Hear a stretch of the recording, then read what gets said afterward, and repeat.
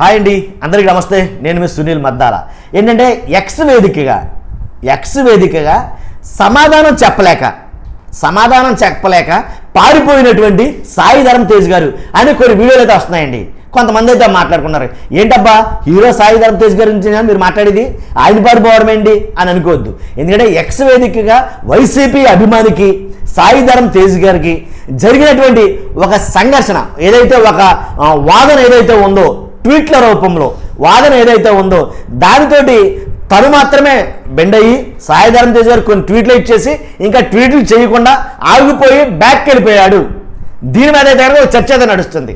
నిజమండి, ఏదైతే డాక్టర్ చింతా ప్రదీప్ గారు ఆయన ట్వీట్ చేశాడు, ఎక్స్ వేదికగా ఒక ట్వీట్ అయితే చేశాడు. ఆయన ఏం ట్వీట్ చేశాడు? సేఫ్ హ్యాండ్స్, ఏవైతే సేఫ్ హ్యాండ్స్ ఉన్నాయో, మెడల్ రుద్దే సేఫ్ హ్యాండ్స్, ఇలా మెడల్ రుద్దే సేఫ్ హ్యాండ్స్ ఇలాంటి అన్నా క్యాంటీన్లలో అంటే తణుకులో ఒక విషయం జరిగింది. ఏంటది? ఏదైతే దరిద్రంగా ఉండే నీటిలో, మురికి నీటిలో ప్లేట్లు కడిగి మరలా దాంట్లో పెట్టడంతో వాటిలోనే వడ్డించేస్తా ఉంటే ఆ ప్లేట్లలో ఏదైతే ఆ మురికి ప్లేట్లు మురికి నీటిలో కడుగుతున్నారో అలా కడగకుండా సేఫ్ హ్యాండ్స్, మెడల్ రుద్దే సేఫ్ హ్యాండ్స్ ఎవరైతే ఉన్నారో మీరు వెళ్ళి ఆ ప్లేట్లు కడగొచ్చు కదా అన్నట్టుగా అర్థం వచ్చేట్టుగా ఒక పోస్ట్ అయితే పెట్టడం జరిగింది డాక్టర్ చింతా ప్రదీప్. అయితే ఆ పోస్టుకు గాను వెంటనే స్పందించారు సాయి ధరమ్ తేజ్ గారు. సాయి ధరమ్ తేజ్ గారు అంటే మీకు తెలుసు చాలామందికి, ఎలా అంటే నాగబాబు గారు, చిరంజీవి గారు, పవన్ కళ్యాణ్ గారు మేనలుడు సాయి ధరమ్ తేజ్. కొన్ని అంశాల మీద ఈయన మాట్లాడుతూ ఉంటాడు జనసేనకి సపోర్టివ్గా. ఎలా అంటే జనసేనకి నెగ్గాలని జనసేనకి సపోర్ట్ చేసిన వాళ్ళలో సాయి ధరమ్ తేజ్ ఒకటి. ఎందుకంటే మా మావయ్య అన్నీ చేస్తారు, ఆంధ్రప్రదేశ్ని మంచి అభివృద్ధిలోకి తీసుకొస్తారు, ఆంధ్రప్రదేశ్కి మా మావయ్య అవసరం చాలా ఉంది అని తను సపోర్ట్ చేయటం, ప్రచారం చేయటం ఇలా చాలా విధంగా చేశారు. జనసేన పార్టీ గెలుపు కోసం చాలా కృషి చేశాడని చెప్పాలి. కానీ ఇప్పుడు డాక్టర్ చింతా ప్రదీప్ గారికి ఈయనకి జరిగిన సంభాషణలో కొన్ని మాటలైతే మాట్లాడాడు. ఏంటంటే ఎగ్ పఫ్ల గురించి. జగన్మోహన్ రెడ్డి గారు ఎగ్ పఫ్ల బిల్లు 3,60,00,000 చిల్లర ఎంత ఉంది కదా, ఆ బిల్లు కట్టారా డాక్టర్ గారు అని అయితే డాక్టర్ చింతా ప్రదర్శన అడిగితే, అలాగే మీరు మాత్రం ఆంధ్రప్రదేశ్లో మీరు ఆంధ్రప్రదేశ్లో సమస్యలు మాత్రం మీకు ఏమీ పట్టవు ఏంటి ఎదుటి వాళ్ళుగా అన్నట్టుగా ఆయన డాక్టర్ చింతా ప్రసాద్ ఎక్కడా తగ్గకుండా వాదోపవాదాలుగా అంటే ఎక్స్ వేదికగా ట్వీట్లు అయితే పెట్టుకోవడం జరిగింది. అర్థమైంది కదండి. ఈ ట్వీట్లు ఎక్కడి దాకా వెళ్ళినాయి అంటే కనుక చాలాసేపు జరిగింది వీళ్ళిద్దరి మధ్య. మీరు ఎక్కడ ఉంటారు అని డాక్టర్ గారిని అడగడం, డాక్టర్ గారు నేను ఎక్కడ ఉంటాను అనేది నా బయోలో ఇచ్చానండి, మీరు మిస్ అయినట్టు ఉన్నారు అని అడగడం. అని అంటే తర్వాత ఎగ్ పఫ్లు బిల్లు కట్టారా లేదు అని అడగడం. ఎగ్ పఫ్లు బిల్లు కట్టి తినగలిగిన స్తోమత మాకు ఉంది, మా ఎగ్ పఫ్లు మేము కొనుక్కోగలం అని డాక్టర్ చింతా ప్రదీప్ గారు అంటాం. ఇలా వీరిద్దరి మధ్య ఒక రకమైన సంభాషణ జరుగుతుంది. ఇంతలోగా జన సైనికులు కొంతమంది, వైసీపీ నాయకులు అభిమానులు కొంతమంది అదే ఎక్స్ వేదికగా దాంట్లోనే ట్వీట్లతోటి చెలరిగిపోయారు. ఇంకా మన మామూలు కదా, ఎవరు నోటుకు వచ్చినట్టు పదజాలంతో వాళ్ళు ఇబ్బడిబబ్బుగా చెలరిగిపోయారు అన్నమాట దాంట్లో.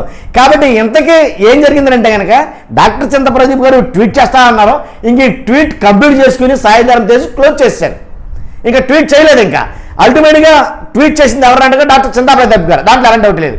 డాక్టర్ చింతా ప్రదీప్ అడిగిన వాటికి అన్నిటికీ డైరెక్ట్ సమాధానాలు ఇవ్వలేకపోయాడు సాయి ధరమ్ తేజ్ గారు అంటలో ఏమాత్రం సందేహం లేదు. దాంట్లో ఎలాంటి డౌట్ లేదనమాట. కాబట్టి నేను ఏంటంటే నా వెర్షన్ ఏంటంటే కనుక సాయి ధరమ్ తేజ్ గారు కానీ ఎవరైనా కానీ, పవన్ కళ్యాణ్ గారే కానీ, లేకపోతే చిరంజీవి గారే కానీ, నాగబాబు గారు కానీ ఎవరైనా కానీ ఆంధ్రప్రదేశ్లో జరిగిన స్కాముల గురించి, స్కీముల గురించి మాట్లాడే మీరు ఆంధ్రప్రదేశ్లో సమస్యల గురించి కూడా మాట్లాడితే చాలా బాగుంటుంది నా ఉద్దేశం. ఎందుకంటే సంక్షేమ పథకాలు అనేవి ఏవి కూడా అమలు అవ్వట్లేదు. ఆంధ్రప్రదేశ్లో అమలు చేస్తారో లేదో కూడా తెలియదు. ఒక భయంలో ఉన్నారు చాలామంది ప్రజలు. తీరా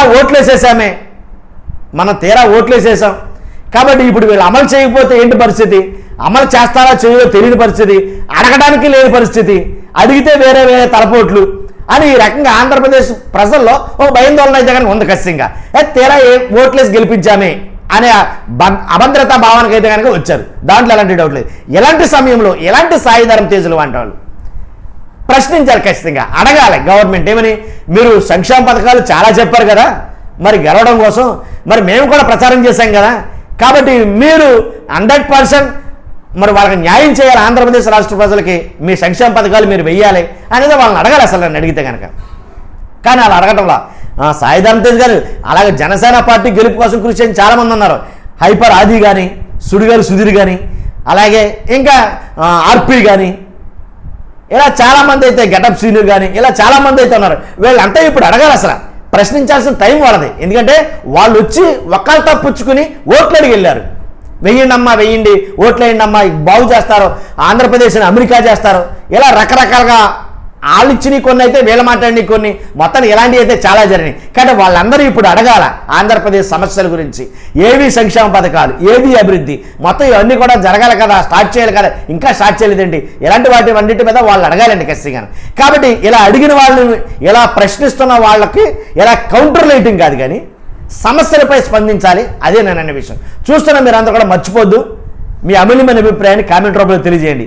సాయి ధరమ్ తేజ్ గారికి, చింతా ప్రదీప్ గారికి జరిగిన సంభాషణ గురించి మీ అభిప్రాయం ఏంటో తెలియజేయండి. మర్చిపోద్దు, పక్కగా మన ఛానల్ సబ్స్క్రైబ్ చేయండి, ఫస్ట్ ఒక లైక్ అయితే చేయండి. Thank you very much.